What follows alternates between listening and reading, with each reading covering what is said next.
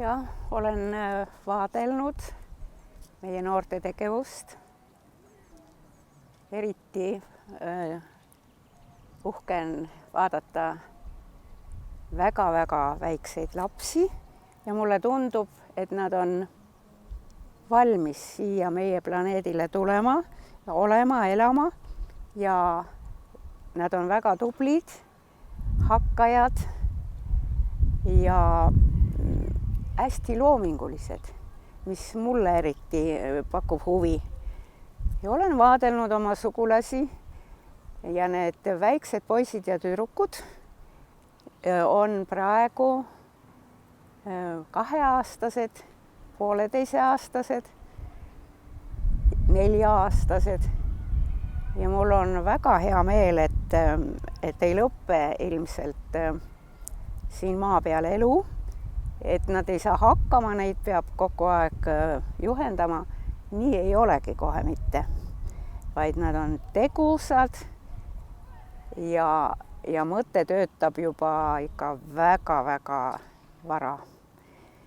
Aga kui ma vaatan ka praegu koolis käivaid lapsi ja tahaks neile ütelda, et see arvutimaailm ei ole ainukene maailm.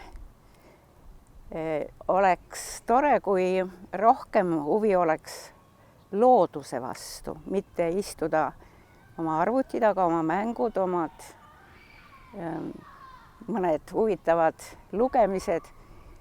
Ja siit ma viiks mõttega sellele, et meie raamatukogud säiliks, et me ei hakka oma raamatuid tulle viskama. Ja me ei ütle, et aga meil on mälupulk.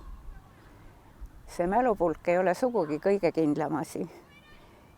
Kusjuures 150 aastat tagasi, 100 aastat tagasi tehtud raamatud on väga huvitavad ja väga tõesed andmed.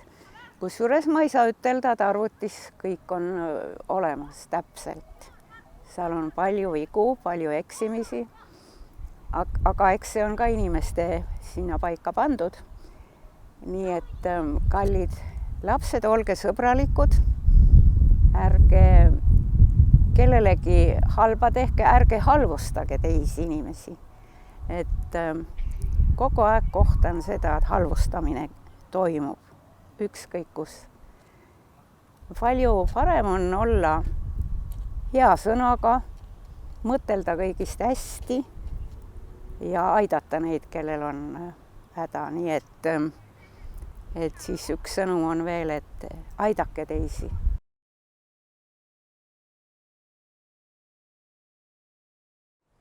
See on muidugi väga huvitav küsimus ja mina enda käest ei ole küsinud kunagi seda. Aga eks see tegevus, mida sa iga päev teed, sa pead nautima seda tegevust, aga mitte mingeid tohutuid eesmärke sättima, sest loodus korraldab hästi palju sinu kõrval kõiki tegevusi.